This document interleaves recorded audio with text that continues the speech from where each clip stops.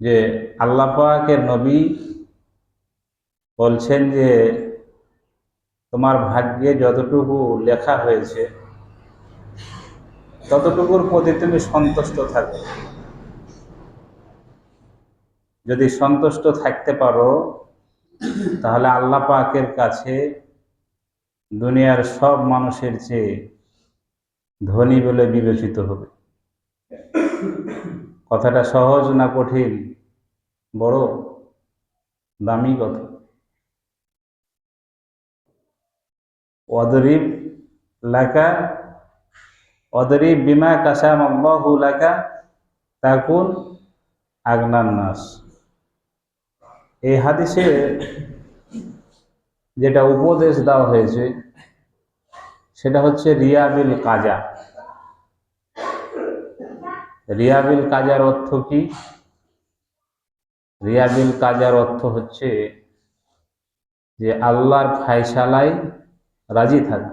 আল্লাহর ফায়সালায় কি থাকা? রাজি থাকা। তো শুধু ধন সম্পদের ব্যাপারে আমরা রাজি, যদি ধন সম্পদ থাকে আমার তাহলে খুব খুশি, আর যদি অভাবী হই তাহলে অসন্তুষ্ট, নাকি? অসন্তুষ্ট? জি না। জীবনের সকল বিষয় সামনে আসলেই সব বিষয়েই আল্লাহ পাকের উপর সন্তুষ্ট থাকা, রাজি থাকা, আল্লাহ পাকের প্রশংসা করা।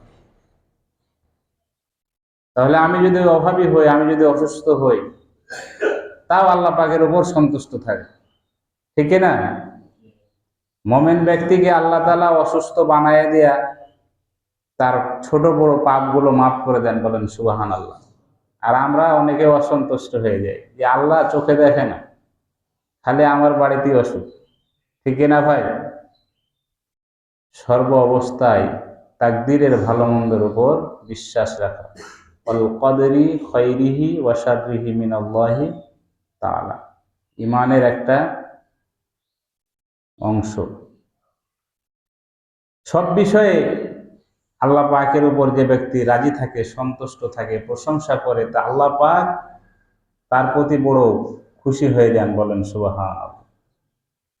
আল্লাহ সুবহানাহু ওয়া তাআলা আজরাইলকে একদিন ডাক দিয়ে বলে, আজরাইল, এই যে কোটি কোটি মানুষের জীবন তুমি কবজ করছো, তো তোমার কি মায়া হয় না, দয়া হয় না? কে বলছেন? আল্লাহ পাক আজরাইলকে বলছেন। তা আজরাইল আলাইহিস সালাম আল্লাহকে জবাব দিচ্ছেন, রব্বুল আলামিন, দুইজন ব্যক্তির প্রতি আমার একটু মায়া হয়েছে, দয়া হয়েছে। এত জীবন কবজ করেছি, মাত্র দুইজনের উপর একটু আফসোস হয়েছিল। তো কে? এবার আজরাইল আলাইহিস সালাম বললেন, রব্বুল আলামিন, আপনি যে বলেছিলেন ওই যে মা তার সন্তান কোলে নিয়েছিল, আপনি বললেন, অর্ডার দিলেন যে যা তার সন্তানকে মায়ের কোল থেকে কেড়ে নিয়ে জীবনটা আমার কাছে নিয়ে আয়।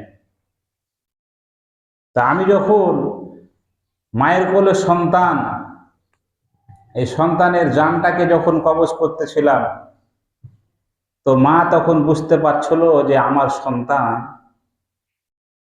দুনিয়াতে আর থাকবে না, চলে যাওয়ার সময় হয়েছে। দেখবেন কিছু মানুষ যখন বিদায় হয় তখন বোঝা যায় না যে এখন হয়তো তার জান কবজ হইতেছে, কিছু আলামত দেখে বোঝা যায়। তো আজরাইল বলতেছে, মায়ের কোল থেকে সন্তানের জীবন যখন কবজ করলাম, মা যখন দেখলো যে সন্তান আমার দুনিয়াতে নাই, তখন শুধু আপনার প্রশংসাই করতেছিল, বলেন সুবহানাল্লাহ। মুখে শুধু আপনার প্রশংসাই করতেছিল। সন্তানের প্রতি মায়ের কত দরদ, তারপরও কোল থেকে সন্তান বিদায় হয়ে যাচ্ছে, আফসোসের ব্যাপার।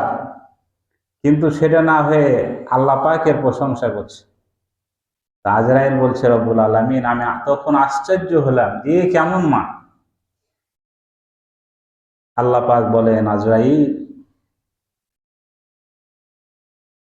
সন্তান মা দেখতেছে চোখে যে বিদায় হয়ে যাচ্ছে, সে সময় তার বেদনা, সে সময় তার শোক, কিন্তু সবকিছু বিসর্জন দিয়ে তিনি আমার প্রশংসা করছেন, আমার উপর সন্তুষ্ট হয়ে গেছে। হে আজরাইল, ওই মার ওই সন্তানের জন্য আমি জান্নাতের মধ্যে একটি ঘর বানাইছি, বলেন সুবহানাল্লাহ। আর ঘরের নাম দিয়েছি কি? বাইতুল হাম, প্রশংসার ঘর। কিসের ঘর? প্রশংসার ঘর।